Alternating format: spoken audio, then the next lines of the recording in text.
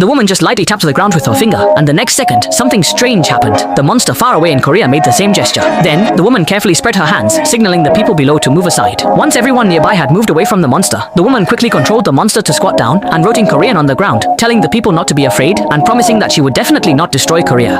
This gesture of goodwill immediately made people believe it was a righteous little monster. However, before they could be happy for 2 seconds, in the evening, a mech monster suddenly broke into the city and started destroying the surrounding buildings. Xiao Mei immediately recognized it as her ex-boyfriend, so she quickly ran to the park and without a word, gave Sang Biao a big slap. At the same time, the monster in Korea also slapped the mech hard. However, there was no way Xiao Mei could be a match for Sang Biao, and she was quickly overpowered. After returning home, the more Xiao Mei thought about it, the angrier she became, and then she suddenly had a bold idea. So the next day, just as Sang Biao was about to crush all of Korea, the next moment he saw an incredibly terrifying scene. While the man was causing destruction, he discovered something terrifying. A monster tens of thousands of meters tall suddenly began to slowly approach him at superluminal speed. The horrifying scene in front of him immediately scared the man into turning around and fleeing without hesitation. At that moment, far away in Korea, Xiao Mei instantly sensed the man's intention and quickly controlled the monster to extend its 500-meter-long giant hand, grabbing the man with a snap. It turned out that to prevent Sang Biao from destroying Korea, Xiao Mei had flown to the place where the monster appeared the day before and used spatial displacement to transfer the monster to where Sang Biao was controlling the mech, catching him off guard. However, Xiao Mei's face showed no excitement. Instead, her eyes were instantly filled with tears. At this moment, watching Sang Biao's desperate struggle, 1,000 thoughts surged in Xiao Mei's mind, making her recall everything from the past. It turns out that when they were children, the two of them were on their way home from school with their handmade projects, when suddenly a strange wind blew Xiao Mei's project into a nearby park. Seeing this, Sang Biao quickly chased after it. Just when Xiao Mei thought he was going to help her retrieve it, Sang Biao unexpectedly put his own project on the ground and started stomping on it wildly. Upon seeing this, Xiao Mei was instantly filled with thunderous rage. In the next second, a bolt of lightning suddenly struck Xiao Mei's head, and Sang Biao was also struck by lightning. When they fainted, the two monsters they controlled were right beside them. Soon, time flew by, and 20 years passed in the blink of an eye. Xiao Mei, now living in New York, had long since lost any connection with Sang Biao. Unexpectedly, after losing her boyfriend's job due to a drunken dream, a disheartened Xiao Mei decided to return to her hometown, a small town she hadn't visited in 20 years, to relax. Unexpectedly, she encountered Sang Biao on the way, and they recognized each other at a glance.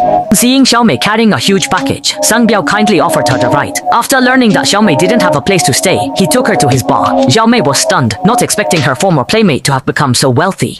As the two continued to communicate, Xiao Mei also noticed that Sang Biao seemed to have changed, so she gradually let go of her past prejudices.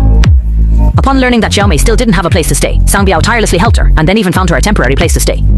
He also thoughtfully brought over a lot of furniture. Sang Biao's actions deeply moved Xiao Mei, yet she was unaware that Sang Biao had already developed feelings for her. But Xiao Mei had no interest in the scruffy Sang Biao. She still preferred the handsome guy with the side-parted hair. Unexpectedly, when they went to the nearby park to play, everyone was suddenly surprised to find that Xiao Mei's movements were exactly the same as the monster far away in Korea, as if the monster was Xiao Mei, and Xiao Mei was the monster. However, before they could react to what was happening, an armed helicopter next to the monster suddenly fired a missile at it.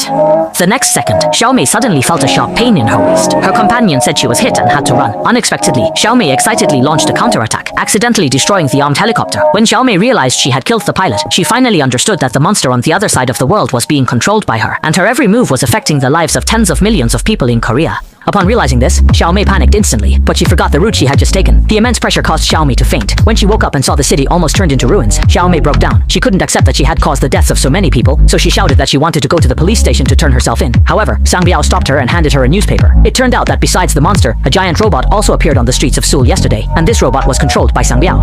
Subsequently, under Sang Biao's guidance, Xiao Mei gradually overcame her inner demons. She thought that as long as they didn't go to that park again, nothing would happen. However, what Xiao Mei never expected was that Sang Biao had already fallen deeply in love with her, while Xiao Mei and Xiao Shuai had developed mutual feelings for each other. This scene made Sang Biao very angry, so to assert his claim, he set off fireworks in the bar, while the two were having a romantic conversation, ultimately causing a fire in the surrounding area.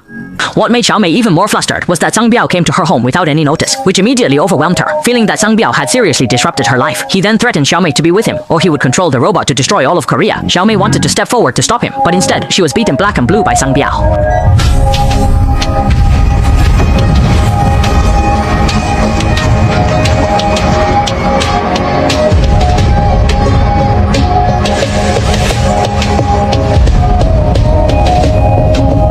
However, this completely enraged Xiao Mei. The next day, when Sang Biao was ready to start destroying the city after eating and drinking his fill, Xiao Mei had already flown to Korea. She then used the space displacement rule to successfully summon the monster near Sang Biao. By the time Sang Biao realized and tried to run, it was too late. Xiao Mei directly controlled the monster, and with a snap, caught the fleeing Sang Biao. Then, along with the robot, she threw them far away. Today's story is dull. See you next time.